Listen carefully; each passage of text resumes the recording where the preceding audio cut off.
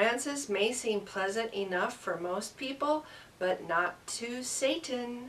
If the devil is inside a man, Francis has enough woo-woo power to scare the evil one off. According to the Vatican, on May 19th, the Pope did just that when he placed his hands on a man in a wheelchair after morning Mass. Footage taken by Italian Bishop Conference television station shows the Pope praying over the young man.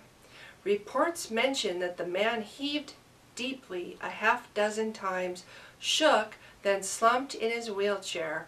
Others were quick to call the incident an exorcism. The Reverend Gabriele Amorth said it was shocking and that he could feel the power of prayer.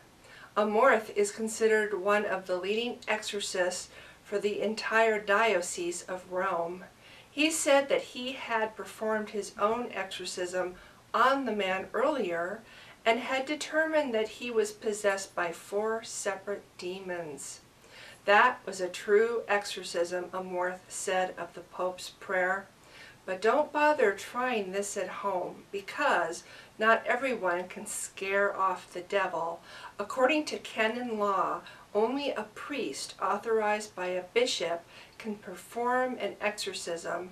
These laws state that the exorcist must be endowed with piety, knowledge, prudence, and integrity of life.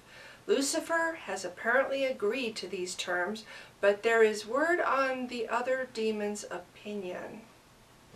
Pope Francis admitted that he sometimes takes a snooze during evening prayer. A crowd estimated to be around 200,000 people laughed when the new pontiff said, "Sometimes I doze off. The fatigue of the day makes you fall asleep, but he understands."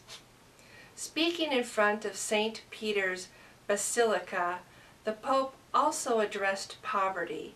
Francis told his flock that we cannot become starched Christians, too polite, who speak of theology calmly over tea. He urged them to seek out those on the fringes of society.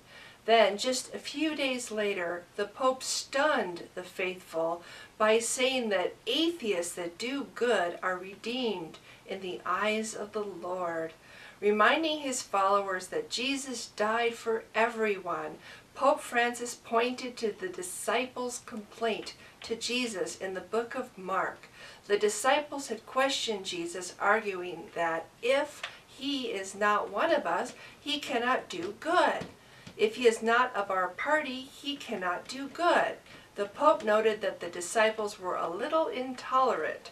He also said that the atheists should be considered good if they are doing good. This position doesn't sit well with some Christians, but the Pope's general idea is to just do good and we'll find a meeting point.